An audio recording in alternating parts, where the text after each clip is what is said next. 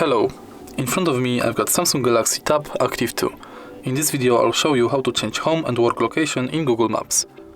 Firstly, open Google Maps, tap this button right here and go to Settings. Now tap on Edit Home or Work and remove current addresses if you've got them. Enter Home and enter home address or choose point on map, for example here, and now do the same thing with work, for example here. Now it will be best to reset the app, open it again,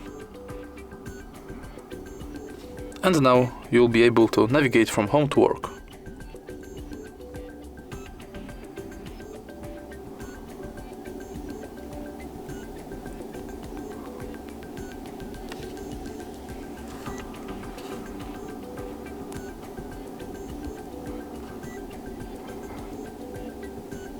If you find this video helpful, please leave like, comment and subscribe.